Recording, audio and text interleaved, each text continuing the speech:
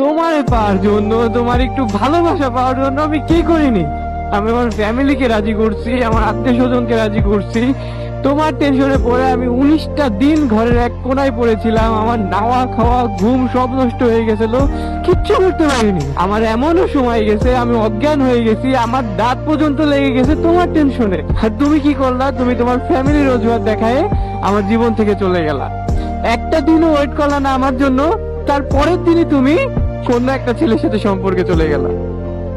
ভাই, জীবনে এরকম একটা মেয়ে পাইলাম না, এরকম একটা মানুষ পাইলাম না যে কিনা বলবে আমার শুধু তোমাকেই চাই আর কাউকে চাই না, আমি শুধু তোমাকেই ভালোবাসি আর কাউকে ভালোবাসি না, আমি সারাটা জীবন তোমার সাথে থাকতে চাই, আমি কারোর সাথে থাকতে চাই না, দুনিয়ায় আমার কিচ্ছু লাগবে না, শুধু তোমাকে লাগবে, দুনিয়া উল্টে যাক আমি তোমার সাথে থাকবো। এরকম একটা মানুষ পাইলাম না ভাই। আমাদের সম্পর্কটা ছিল 8 মাসের। শুনে অবাক লাগতে পারে, মাত্র 8 মাসের রিলেশনশিপে এতটা আপনি সিরিয়াস? সম্পর্কটা 8 মাসের থাকলেও ওর সাথে আমার পরিচয় ছিল এভারেজ 2 বছরের, কারণ ও 2টা বছরের মতো শুধু আমার পিছে ঘুরছিল ওর ভালোবাসাটা বোঝানোর জন্য। কিন্তু আমি কখনো পাত্তা দেইনি, কারণ আমি প্রাইভেট কলেজে পড়তাম, পড়াশোনা এটসেট্রা এটসেট্রা এগুলোর ভিতরে আমি বিজি থাকতাম। কলেজ থেকে বের হওয়ার পরে যে ভিডিও দেন বাইক নিয়ে ঘোরাফেরা, এইগুলো নিয়ে আমি সবসময়ের জন্য নিজেকে ব্যস্ত রাখতাম। দেন একটা ভিডিও করা, এগুলো আপলোড করা এভারেজ অনেক সময় লাগতো। এর বাইরে অন্য কাউকে সময় দেওয়ার মতো আমার সময় ছিল না। বাট একটা পর্যায়ে গিয়ে আমার কেন জানি মনে হলো যে আমার জীবনে কোনো ভালোবাসার মানুষ নাই, আমাকে কেউ ভালোবাসে না। দেন আমার কেন জানি মনে হলো যে এটা আমার জীবনে দরকার। কেন প্রয়োজন হলো আমি বলি। আমি ট্যুরে গেছিলাম, ট্যুর মুর কমপ্লিট করে যখন বাড়িতে আসলাম তখন হঠাৎ করে কোনো কিছু ভালো লাগতো না, কোনো কাজ কাম ছিল না, ঘরেই শুয়ে পড়ে বেশি সময় কাটাতাম। তো বেশিরভাগ সময় ফেসবুক স্ক্রল করতাম, টিকটক দেখতাম, দেন ইউটিউবে ভিডিও দেখতাম, নাটক দেখতাম। তো এগুলো করতে করতে আমার সামনে সবসময়ের জন্য ভাই নিউজ ফিডে আলহামদুলিল্লাহ পূর্ণতা, আলহামদুলিল্লাহ অবশ্যই আমাদের পূর্ণতা হয়ে গেছে, দেন প্রিয় মানুষকে পেয়ে গেলাম, বা কথা দিয়ে কথা রাখলাম, ভাই শুধু পূর্ণতা আমার সামনে আসতো। তো আমি কি করলাম, মানে তখন ওইগুলো দেখতে দেখতে আমার ভিতরে একটা আফসোস লাগা শুরু হয়ে গেল। ঘোরার ডিম, আমার জীবনে কেউ নাই, আমাকে কেউ ভালোই বাসে না, হ্যান ত্যান, মানে অনেক কিছু। বাট একটা মেয়ে ছিল যে কিনা আমি যখন এসএসসি পরীক্ষা দিব তারপর থেকে আর কি ও আমাকে পছন্দ করতো, ও যে আমাকে ভালোবাসে এই জিনিসটা বোঝানোর অনেক চেষ্টা করতো। বাট আমি কখনো ওকে ওইভাবে কখনো গুরুত্ব দেইনি। তো একটা পর্যায়ে গিয়ে হলো কি, যখন আমি ওইটা নিয়ে আফসোস করতেছি ঠিক ওই টাইমে ও একদিন আমাকে ফোন দিল, এন্ড ফোন দিয়ে বললো, আচ্ছা আপনি কি আমার ভালোবাসার এটা গ্রহণ করবেন না? আপনি কি আমাকে বুঝবেন না আপনাকে আমি কতটা ভালোবাসি? তো তখন ওকে আমি বিশ্বাস করতে পারলাম, কারণ একটা মানুষ যখন 2টা বছর আপনার পিছে ঘুরবে তখন কিন্তু ওর এনে একটু হলেও আপনার মনে একটা ফিলিং জন্মাবে। তো এরপর থেকে আমি ওর সাথে একটু কথা বলা শুরু করি, দেন যখনই কল দেয় কথা বলতাম, ওকে সময় দিতাম, দেন আমারও আস্তে আস্তে ভালো লাগা শুরু করলো। তো মাঝে মাঝে গিয়ে ওর সাথে দেখা করতাম, ও প্রাইভেটে যাইতো, দেন আমি প্রাইভেটের ওখানে গিয়ে ওর সাথে দেখা করতাম। একটা পর্যায়ে গিয়ে হলো কি, ওর ফ্যামিলির লোক জেনে গেল। দেন ও আমাকে ফোন দিয়ে বললো যে শুনেন, আমার ফ্যামিলির লোক জেনে গেছে, এটা নিয়ে অনেক ফ্যামিলিতে অনেক ঝামেলা হয়েছে, আমি হয়তো আপনার সাথে আর কন্ট্যাক্ট করতে পারবো না। তো আমি আমার নানা ভাইকে আপনার কথা বলছি, আমার নানা ভাই আপনাকে দেখতে চাইছে। তো তখন আমি খুব কনফিউজ হয়ে গেছিলাম যে হায় আল্লাহ, আমি এখন কি করব বা কি হবে না হবে, মানে কনফিউজ হয়ে গেছিলাম। তো নানা আমাকে ফোন দেয়, দেন ওর নানা আমার ফোন দিলে আমি ওর নানার সাথে ফোনে কথা বলি। তো নানা ভাই একটা পর্যায়ে গিয়ে আমাকে দেখা করতে বলে। তো আমি সাহস করে গিয়ে ওর নানার সাথে দেখা করি। দেখা করার পর ওর নানা আমাকে অনেক কোশ্চেন করে, দেন সব কথার একটা কথা আমি অনেক সুন্দরভাবে উত্তরটা দিছিলাম। ওর নানা ভাই আমার কাছে জিজ্ঞাসা করছিল, আচ্ছা তোমরা এখন কি চাও? তো আমি ওর নানাকে উত্তর দিছিলাম যে নানা ভাই, আমরা যেহেতু দুজন দুজনকে অনেক ভালোবাসি, তো সারাটা জীবনই একসাথে থাকতে চাই। তো নানা বলছিল আচ্ছা ঠিক আছে, তোমাদের সাপোর্ট আমি থাকবো, তোমাদের দুজনকে এক করে দেওয়ার দায়িত্ব আমার। আর তুমি পড়াশোনা করো, এন্ড পড়াশোনা শেষ করে চাকরি বাকরি করো, আর ও পড়াশোনা শেষ করুক, এরপর তোমাদের দুজনকে কিভাবে এক করা লাগে এটা আমি দেখবো। এই যে কাহিনীগুলো ঘটতেছিল না, এইগুলোর প্রতি আমি আরো দুর্বল হয়ে যাচ্ছিলাম। দেন ও নানার সাথে যখন কথা বলে আমি বাসায় ফিরতেছিলাম, তখন আমার মনে হইতেছিল হাই রে, আমি কি কোনো ভুল করতেছি, বা আমি কি নিজের অজান্তেই ওর প্রেমে মজলুম হয়ে যাচ্ছি, বা ওর উপর অনেক আসক্ত হয়ে যাচ্ছি। তো ওকে আমি বাসায় এসে সবকিছু জানালাম। জানানোর পর ও আমাকে বলে যে আচ্ছা ঠিক আছে, তাহলে আমিও দেখি আমার বাসায় কোনোভাবে রাজি করা যায় কিনা। ওর ভাইয়া ভাবিও রাজি ছিল, বাট ওর বাবা মা কোনোভাবে রাজি ছিল না। তো 2-1 দিন পর ও আমাকে বলে যে আচ্ছা শোনো, তুমি একটা কাজ করো, তুমি তোমার আব্বু আম্মুকে বলো যে আমাদের বাসায় যেন প্রস্তাব দেয়, তাহলে আমি তোমার কথাটা বাসায় আরো ভালোভাবে প্রেজেন্ট করতে পারবো। তো ওর কথা শুনে আমি অনেকটা ভয় পাইছিলাম, তারপরও আমি মানে জেদ থেকে ওকে পাওয়ার আশায় আমি বাসায় জানাই যে আব্বু আম্মু, আমার একটা মেয়ে পছন্দ আছে, তো এরকম এরকম হয়েছে, তোমরা একটু যাও, ওর ফ্যামিলিকে একটু বোঝাও বা ওর ফ্যামিলির সাথে একটু কথা বলো। তো আমার আব্বু আম্মু ভাই কি বলবো, আমার দিকে তাকিয়ে মানে একটা সেকেন্ডও লেট করিনি। এর পরের দিনই আমার আব্বু আমার আব্বুর বন্ধুকে পাঠাই দিছিল তাদের বাসায়। তো আমার আব্বু গিয়ে ওর আব্বুর সাথে কথা বলে, দেন ওর আব্বু জানে আচ্ছা ঠিক আছে, মেয়ের সাথে আমি গিয়ে কথা বলবো, মেয়ে যদি রাজি থাকে তাহলে আমরা বিষয়টা নিয়ে ভাববো বা সামনে এগোবো। আমি এই বিষয়টা জানার পর আমি খুব এক্সাইটেড ছিলাম যে কিছু একটা হবে, কিছু একটা হবে, মেবি রাজি হবে, যেহেতু ও বাসায় অনেক জোর করতেছে হয়তো রাজি হবে।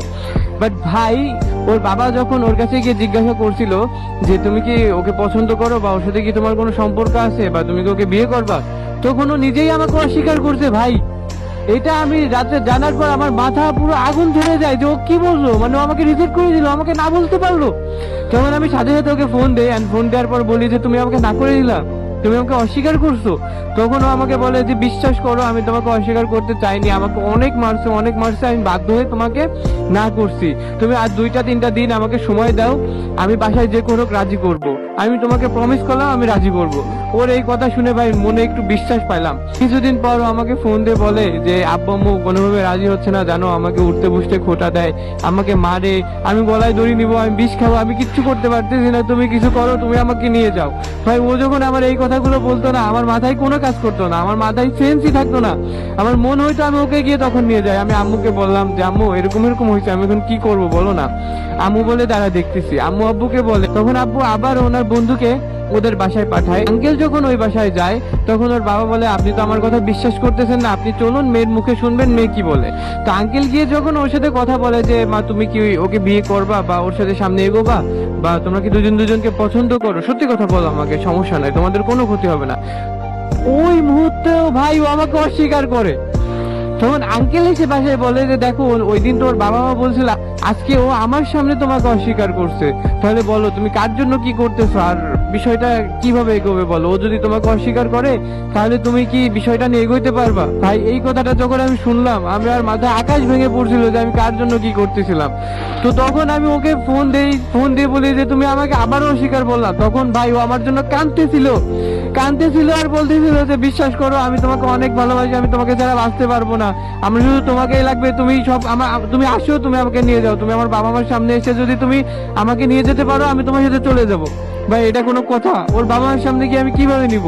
আমি বলছি ঠিক আছে আমি আসতেছি, আমি এটাও বলছি যে তুমি রেডি হও, আমি তোমাকে নিয়ে আসতেছি। আমি আম্মুকেও বলছি আম্মু ও আসলে কিন্তু আমি তোমাকে নিয়ে আসবো। আম্মু বলে ঠিক আছে যা, ও যদি আসতে চায় ওকে নিয়ে আসবি।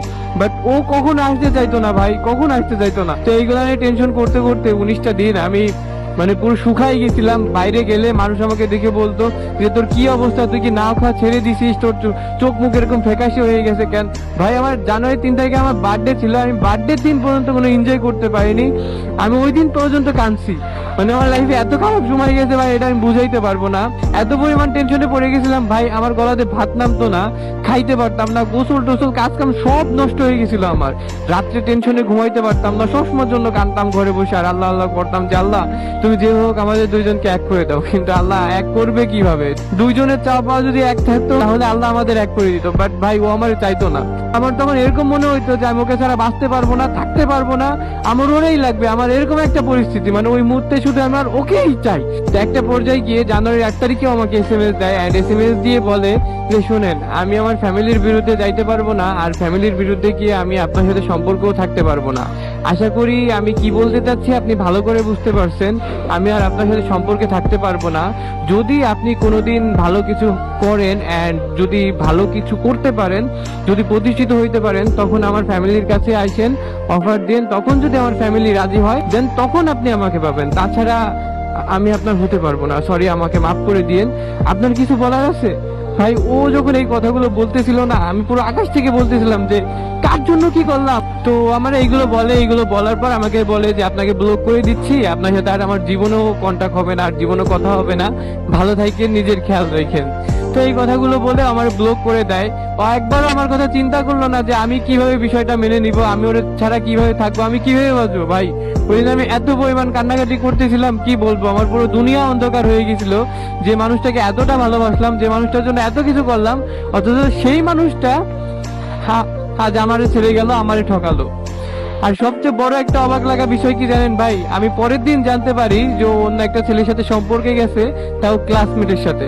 ভাই ও অন্তত 2টা মাস সময় নিত, 1টা মাস সময় নিত, আমি নিজেরে বুঝ দিতে পারতাম যে না, ও 2টা মাস সময় নিছে বা একটা পর্যায়ে গিয়ে নিছে। কিন্তু ভাই ও আমার সাথে আজকে সবকিছু শেষ করে ও কালকে একটা ছেলের সাথে রিলেশনে চলে গেল।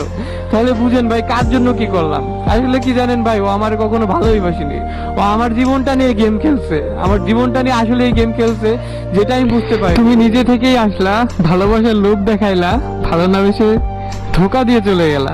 তাহলে আসছিলা কেন আমার লাইফে? আমাকে ধ্বংস করতে? দিলা তো আমাকে ধ্বংস করে।